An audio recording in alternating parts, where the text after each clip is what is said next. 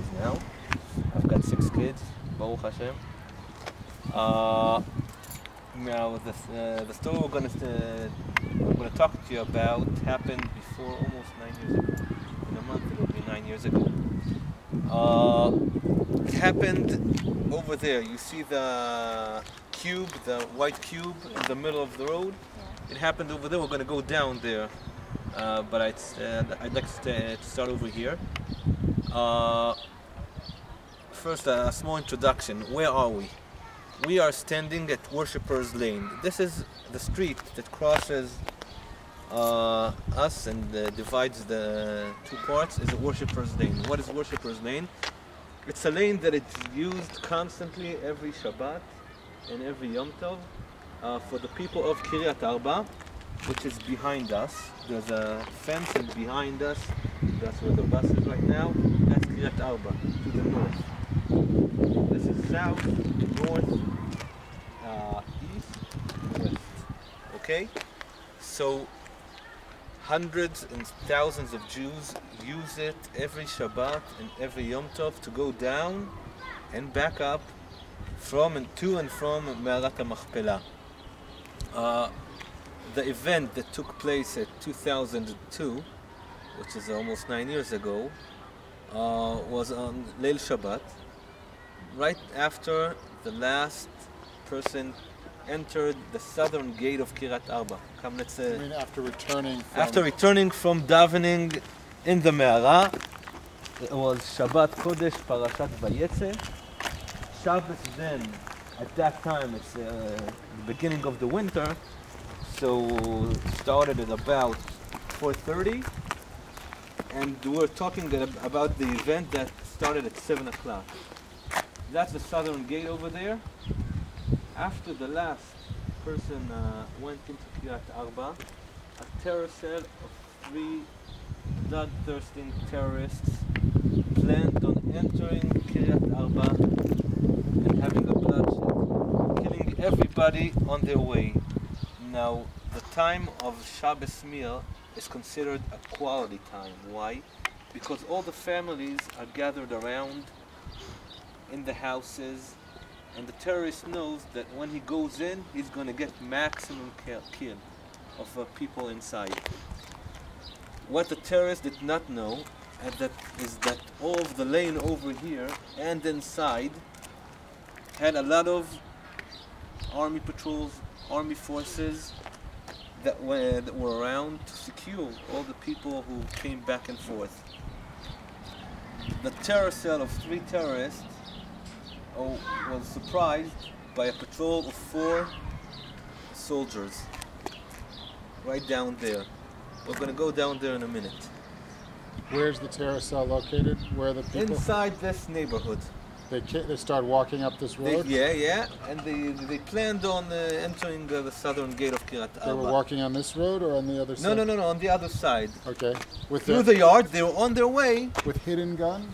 No, with rifles, with grenades on them, and exposed. But it was all dark, so they had their advantage. More than that, they had army clothing, army uniforms on them. They were surprised by a patrol of 4 soldiers who went inside, and their purpose of patrol was to go into the neighborhoods and to secure this lane. You didn't see them. The patrol didn't see them. No.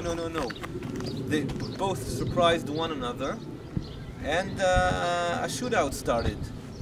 As a result of the surprise, 1 soldier was killed, and the other 3 were wounded.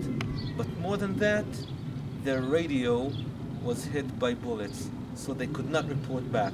I was in my house, Beit Hadassah, starting to eat Shabbos dinner, and I heard a lot of shootings. Now, it is unfortunate to say, but during the year from the year 2000 till 2003, approximately 2003, we had constant shooting in our houses every night, every evening, every day, terror strikes. It was horrible, it was like a movie. And when I tell this to people today, they don't believe me. Come on, you want to say that from the hilltops of Abu Snena, this is the hilltops of Abu Snena, you got shot at every day, every night, and nobody did anything? They always say, yeah, they did. They did nothing.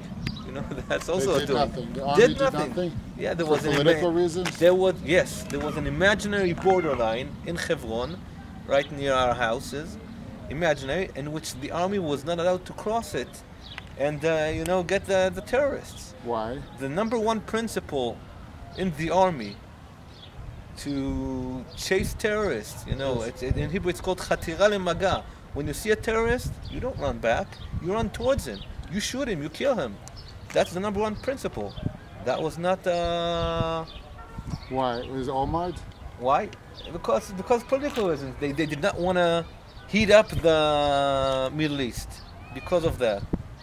So we had constant shooting in our houses. I think Avinoam has bullet signs in his windows. We do, so does he. In the wall. In the wall. Quite few. Yeah. So all our windows were for 2 years covered with sandbags. Sandbags. And pigeonists, because they build their nests on the sandbags. So we were used to hearing shots being fired, but this was different. This was out of automatic rifles, and there were very long rounds of shots. So I picked up my radio and reported to the dispatch center that there's a situation. I don't know what it is, but I only hear wild shots, and the medical teams and the first response team. We've got first response team that specialize in counter-terrorism. Should get on the vehicles and get ready. Be on alert. I don't know what's going on yet, but something's bad going on. I drive up to here, and when I didn't have this van. I had a bulletproof Land Rover. When I park over here and get out of the car with my white shirt, Shabbos clothes, sandals, one of the terrorists starts shooting at me. Now all of this, first of all, the wall over here was nothing. And behind this was full of wild bushes and trees. You couldn't see anything. These projectors were not there also. Built after. So all of this is filled with trees and wild bushes, pitch dark, and I can identify the terrorists jumping from a tree to a tree, throwing grenades and shooting at us. Where? Over here, I'm parked here. You threw grenades in your car. At my car, at me. I was out of the car, so I lay down and start retaliating. While I was doing With the rifle like this? With this. While I was doing this, first response teams from Kiryat Arba and from Hebron joined me over here, lay down, and they start shooting. The three terrorists split up when they were caught off guard by the patrol. Two of them continued the fighting downstairs, down there in the valley. We're going to go and see them. The third one, I call him the good terrorist. Why? Because he died first. A good terrorist is a dead terrorist. He died first.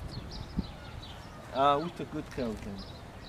Now, you mean three of you shot him? Yeah.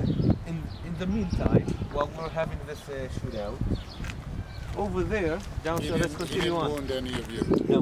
Let's continue on. In the meantime, I told you one soldier is already killed, and the others are wounded. They cannot give out our report. A patrol car, border police, goes inside. Because he hears the shots over. The patrol car goes inside what? אנחנו מיד באים הביתה. Over there.